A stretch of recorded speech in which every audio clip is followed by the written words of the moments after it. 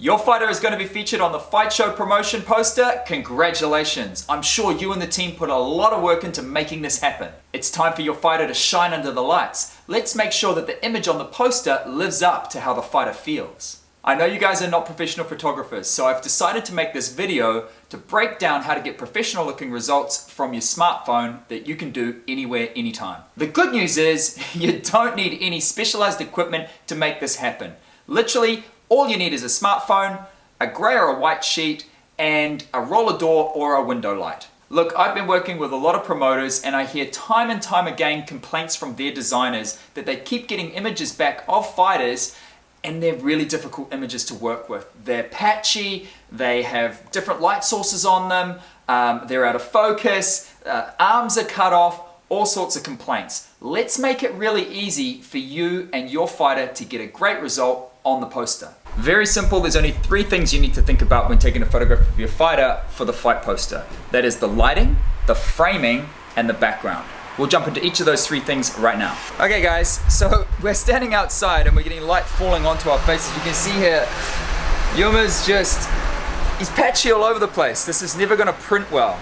Okay, so what we need to do is we need to find one light source, and it's preferably inside with no light landing actually on our faces, like from the sun. So we're gonna push Yuma back. There you go, that's great. And see here, if you walk forward a little bit, Yuma, we start to see a little bit of the light on him, and he's being lit with the light source in front of him, but he doesn't have any direct light on him.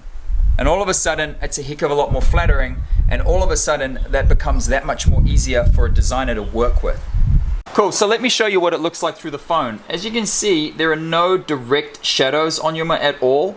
He's got nice catch lights in his eyes, all right, from the light that is behind the photographer, behind the person with the phone, and he's lit nice and evenly. There's no hot spots, there's no bright places and dark places. It's all fairly even. Okay, so just remember, the light source that you choose, the one light source, whether it be a roller door, whether it be windows like this, or a door frame, or a doorway, so long as that one light source is behind you and the light is falling onto your fighter, that is what you want. That's what we're looking for. So when I go ahead and I look through the phone here, I can see Yuma's got good catch lights in his eyes, there's light in his eyes, it's nice and even, he's nice and evenly lit, there are no bright spots, no super dark spots. That's what we're looking for. Cool, so now we're looking at the background. That's the second thing we're working on. Now I've just got a white sheet that I'm hanging at the moment. You guys might have extra people around the gym, get one person on one side, another person on the other side, and just pull it tight. Be about 3 to 4 feet away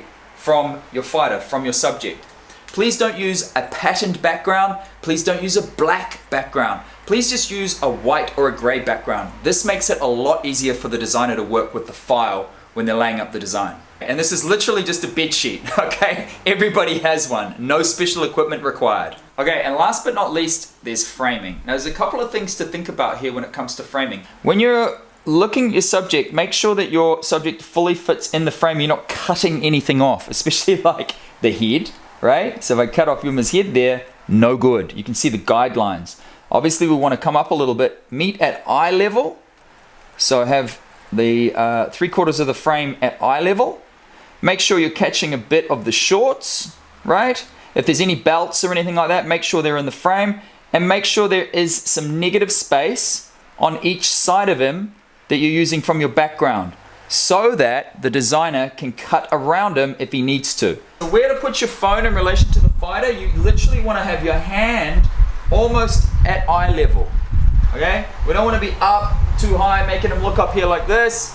We don't want to be down too low, making him look too heroic like that. We do not know how the designer is going to use it.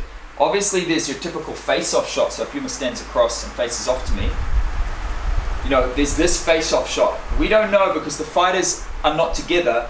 These photos are being sent from other gyms and the designer's having to do this. So we obviously need the face-off shot, right? That's opposing.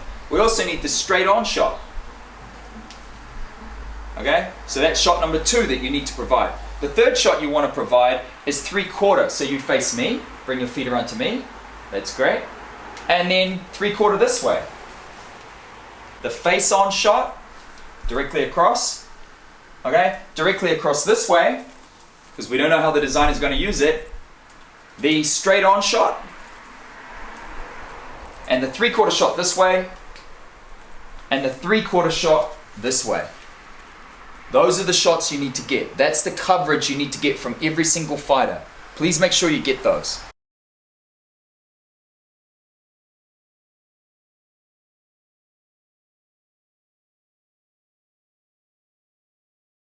And there you have it, guys. I hope you found this tutorial useful. One thing that might trip people up is when I talked about the one light source. Just remember, if you have gym lights on, please turn them off. Use just the natural light from the doorway. Remember that light from behind you that falls onto the subject. Please, that's the way to do it. Do not have lights on from the ceiling or anywhere else. One light source and one light source only. Just to quickly recap, we've covered 3 important aspects: lighting, background, and framing. That's all from me today. Thanks so much for joining me. I hope you found it useful. If you've got any questions, reach out to me on Instagram @ClintonTutor. Hit me up in the DMs. I'll be sure to answer them.